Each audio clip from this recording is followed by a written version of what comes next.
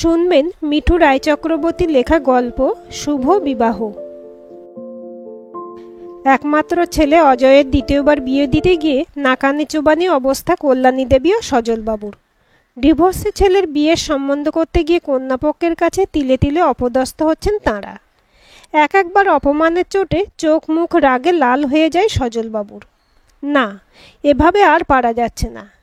বাবাইয়ের বিয়ে হোক চাই না হোক, আর পাত্রী খুঁজতে পারবো না আমি, বিরক্ত হয়ে বলেন সজলবাবু। আবার কিছুদিন পরেই স্ত্রী কল্যাণীর গোমরা মুখ দেখে নিজের প্রতিজ্ঞা ভুলেও যান। ঘটকের কাছে সুপাত্রীর সন্ধানে ফোন করেন বারবার। আসলে বাবাইয়ের বিষণ্ণ মুখটা দেখেই মনটা কষ্টে ভরে ওঠে তাঁদের।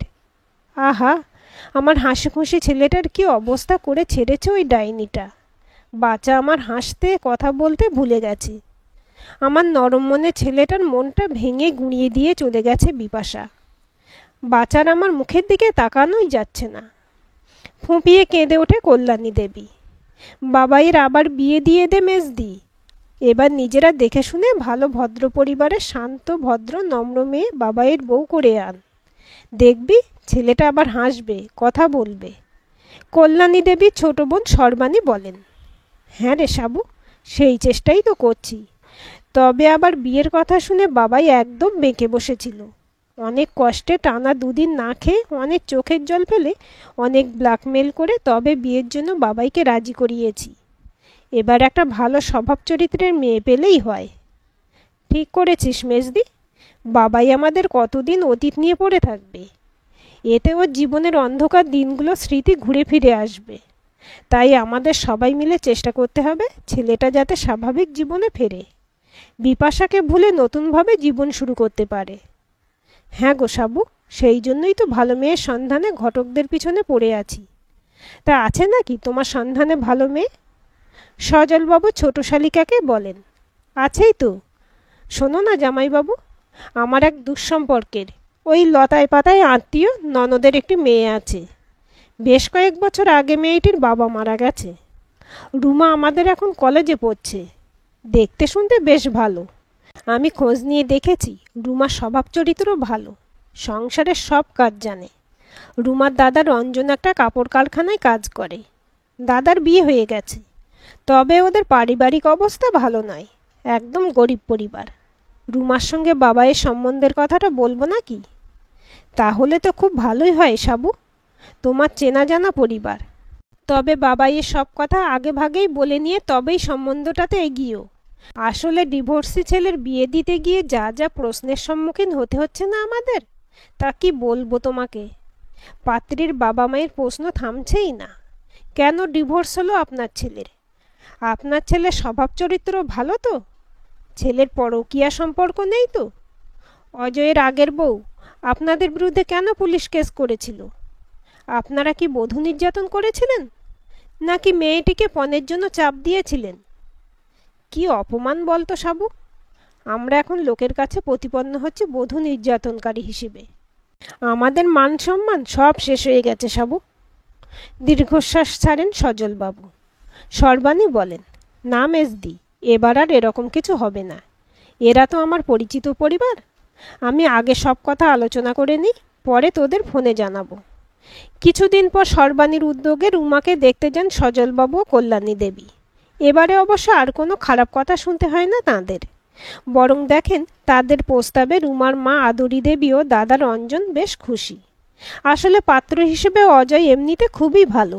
সে নিজে ফার্মাসিস্ট। বর্ধমান শহরে তাদের দুটো বড় ওষুধের দোকান আছে। বাবা মা ও সে তিনজনের পরিবার। বর্ধমানে নিজেদের দোতলা বাড়ি গাড়ি সবই আছে। তাই ডিভোর্সি বলে আর আপত্তি করেনি রুমার পরিবার। এবারে ছেলে মেয়ে দুজনে দুজনকে পছন্দ হলেই হয়। সজলবাবু ও কল্যাণী দেবীর রুমাকে বেশ পছন্দ হয়ে যায়। পরে একদিন ছেলে অজয়কে পাঠাবেন বলে রুমাদের বাড়ি থেকে বেরিয়ে আসেন তারা, আর তাদের বাড়িতে যাওয়ার জন্য আমন্ত্রণ জানিয়ে যান। পাত্রপক্ষ চলে যেতেই মা দাদার উপর চোটপাট শুরু করে রুমা। তোমরা ছেলে পেলে না, একেবারে ডিভোর্সি ছেলে। কেন, আমি কি এতই বোঝা তোমাদের কাছে? এদের সব কথা সরল মনে বিশ্বাস করে নিলে? আজকালকার যুগে এমনি এমনি ডিভোর্স হয় নাকি? একটা মেয়ে কোনো কারণ ছাড়াই এরকম বড়লোক স্বামীকে ডিভোর্স দেয়? সব মেয়ে তো বিয়ে করে সংসার করতে চায়, তারা কখনো অকারণে ডিভোর্স চায় না। তাহলে এই ভদ্রলোক ভদ্রমহিলা ঠিক সুবিধের নয়। তার ছেলেরও কোনো না কোনো দোষ ত্রুটি আছে। দেখো গে, ছেলেটা হয়তো মাতাল, না হয় চরিত্রহীন, আর না হয় ইম্পর্ট্যান্ট। আমি বাবা এই ডিভোর্সের ছেলেকে বিয়ে করব না। বোনের কথা শুনে ঝাঁঝিয়ে ওঠে রঞ্জন। আমি একে বিয়ে করব না? আহা, উনি যেন কোন রাজ্যের রাজকুমারী এলেন। রাজপুত্র ছাড়া উনি বিয়ে করবেন না। বলি, সম্বন্ধটাতে কি এমন ত্রুটি আছে শুনি? ছেলে ডিভোর্সি তো, তাতে কি? কত বড় লোক দেখ, সারা জীবন পায়ের উপর পা তুলে বসে খাবি। স্বার্থপরের মতো চিন্তাভাবনা না করে একটু আমাদের দিকটাও ভাব। ছেলের যদি তোকে পছন্দ হয় তাহলে এখানে আমরা তোর বিয়ে দেব। আমি সর্বাণী মামিমাকে ফোন করে অজয়কে দেখতে আসতে বলে দিচ্ছি। দাদার কথা শুনে রাগে মুখটা লাল হয়ে যায় রুমার। কড়া চোখে মায়ের দিকে তাকায়। কিছুতেই আমি এই ডিভোর্সি ছেলেকে বিয়ে করব না। আমার বন্ধুদের কাছে আমার মান সম্মান সব চলে যাবে। লোকটার দ্বিতীয় বিয়ে, কিন্তু আমার তো প্রথম। আমি এই দোজো বোরে এই সেকেন্ড হ্যান্ড ছেলেকে কিছুতেই বিয়ে করব না। তুমি প্লিজ কিছু একটা করো মা, যেভাবেই হোক সম্বন্ধটা ভেঙে দাও। রুমার মা আদরি দেবী বলেন, দেখ মা, সর্বাণী বৌদির কাছে সব শুনেই আমরা এনাদের আসতে বলেছি। বৌদি বলেছেন এনারা খারাপ লোক নন, শুধু একটা খারাপ পরিস্থিতির শিকার হয়েছেন। এনাদের আগের বৌমাটা একদম সুবিধে ছিল না। অজয়ের বেশি দোষ ছিল না। না জেনে এভাবে মন্তব্য করতে নেই মা। তাছাড়া সর্বাণী বৌদি আমাদের আত্মীয়, সে কি মিথ্যে বলবে? তাই তুই একবার অজয়ের সঙ্গে দেখা করে কথা বল, তারপর সিদ্ধান্ত নিস। এইভাবে সর্বাণী বৌদিকে আমি মুখের উপর না বলতে পারবো না। মায়ের কথা শুনে বিরক্ত মুখে রুমা বলে, ঠিক আছে, তোমার কথা মেনে নিলাম। তবে এই অজয়বাবুকে বাড়িতে আসতে বলো না। ওনার ফোন নাম্বারটা দাও, আমি বাইরে ওনার সঙ্গে দেখা করে কথা বলে নেব। মায়ের কাছে অজয়ের ফোন নাম্বারটা নিয়ে মনে মনে ভাবে রুমা, কিছুতেই আমি এই বিয়ে করব না মা। দেখো এবার কেমন করে এই সম্বন্ধটা আমি ভাঙি।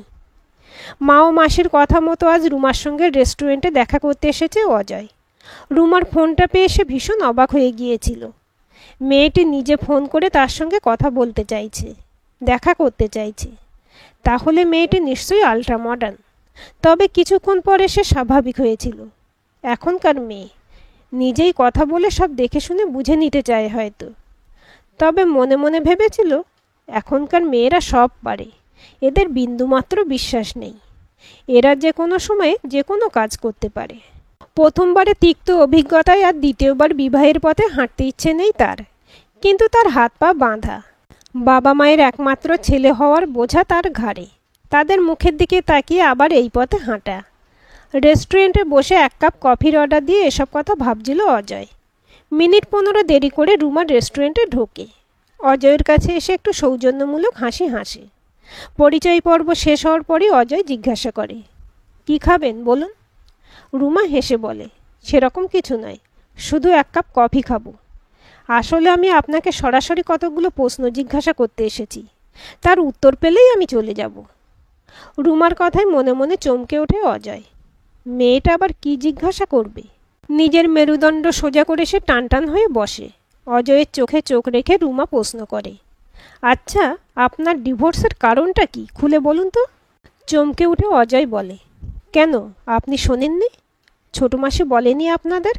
শুনেছি অজয়বাবু, সর্বাণী মামিমা সব কিছুই আমাদের বলেছেন, কিন্তু মামিমার একটা কথাও আমার বিশ্বাস হয় না। মামিমা আপনাদের আত্মীয়, তাই আপনার সম্বন্ধে হয়তো সব সত্য কথা বলছেন না। নির্ঘাত আপনাদের পরিবারে কোনো সমস্যা আছে, না হয় আপনার নিজের কোনো সমস্যা আছে। না হলে আপনি যাকে ভালোবেসে বিয়ে করেছিলেন সে হঠাৎ আপনার বিরুদ্ধে পুলিশে কেস করলো কেন? কেন আপনার বাবা মায়ের উপর বধূ নির্যাতন ও গার্হস্থ্য হিংসার কেস করলো? এগুলো তো আমার জানা জরুরি, তাই না? পুরনো প্রসঙ্গে অজয়ের মুখটা একদম ছোট হয়ে গেছে। এ সকল কথাবার্তা অনেক শুনেছে সে, তাই ম্লান হেসে বলে, আসলে আমাদের বিয়ের 9 মাস পর বিপাশার মনে হয়েছিল যে আমাকে বিয়ে করে ওর জীবনটাই নষ্ট হয়ে গেছে। প্রথমে ভালোবাসা তীব্রতায়ও আমাকে বিয়ে করে নিয়েছিল, কিন্তু ওর পরে মনে হয়েছে আমার সঙ্গে সারা জীবন থাকতে পারবে না, তাই ও ডিভোর্স চেয়েছিল। কিন্তু আমি দিতে রাজি হইনি। নানাভাবে বিপাশাকে বোঝানোর চেষ্টা করছিলাম। হয়তো সেজন্য কিছুদিন পর আমার নামে মিথ্যে পুলিশ কেস দিয়েছিল বিপাশা। পরে অবশ্য তা তুলে নেয়। তারপর আমি ওকে মিউচুয়াল ডিভোর্স দিয়ে দিই। বিপাশা এখন এক বড়লোক ব্যবসায়ীকে বিয়ে করে দিল্লিতে আছে। দেখুন অজয়বাবু, আপনার কথা আমার ঠিক বিশ্বাসযোগ্য বলে মনে হচ্ছে না। আপনিও যথেষ্ট বড় লোক, তাই কোনো মেয়ে কেন নিজের ভালোবাসার সংসার ভাঙবে তা আমি ঠিক বুঝতে পারছি না। আপনার নিশ্চয়ই কোনো শারীরিক বা মানসিক সমস্যা আছে। এখন তো অনেক রকম খবর শোনা যায়, তাই না? রাগে অপমানে অজয়ের মুখটা থমথম হয়ে গেছে, কিন্তু সৌজন্যতার খাতিরে সে দাঁতে দাঁত চেপে সব সহ্য করছে। এই মুহূর্তে রেস্টুরেন্টে এত লোকের ভিড়, রুমাকে কি বলবে ভেবে পাচ্ছে না। এসব প্রশ্নের উত্তর কি কোনো অচেনা মেয়েকে দেওয়া যায়? তা ভাবতে থাকে অজয়। অজয়ের চুপ থাকাকে অন্যভাবে নেয় রুমা। তার মনে হয় সে ঠিক রাস্তায় হাঁটছে।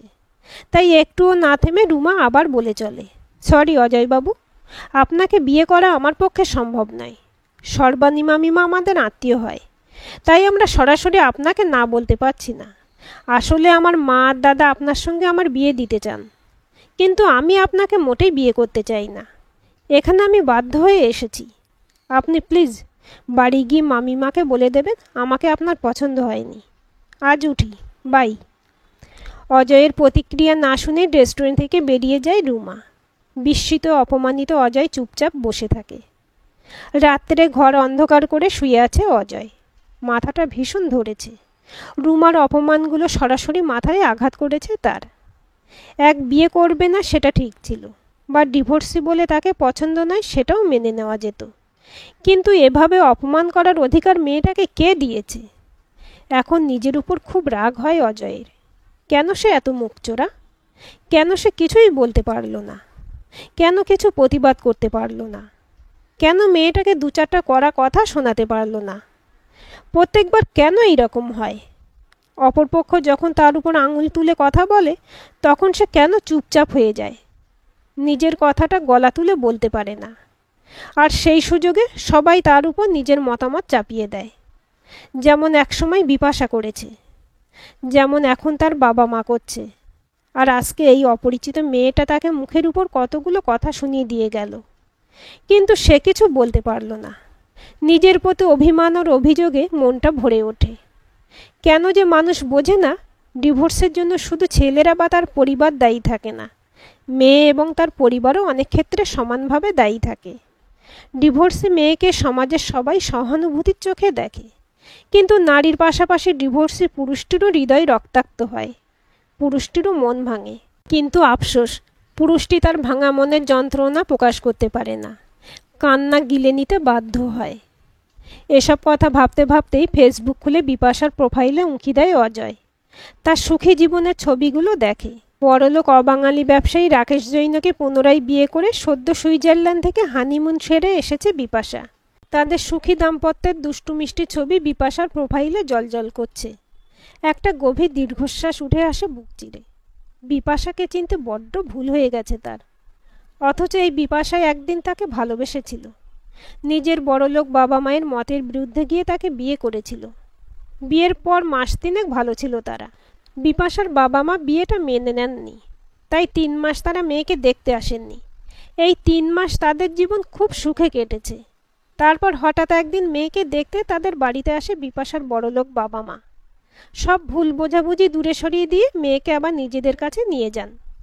আর তখন থেকেই অলক্ষ্যে তাদের সম্পর্কে ভাঙন ধরে। এরপর থেকে মাঝে মাঝে বিপাশা তার বাপের বাড়িতে গিয়ে থাকতে আরম্ভ করে। আর তারপর থেকেই নানা রকম পরিবর্তন আসতে শুরু করে বিপাশার মধ্যে। তাদের বাড়ির সব কিছুই খারাপ লাগতো বিপাশার।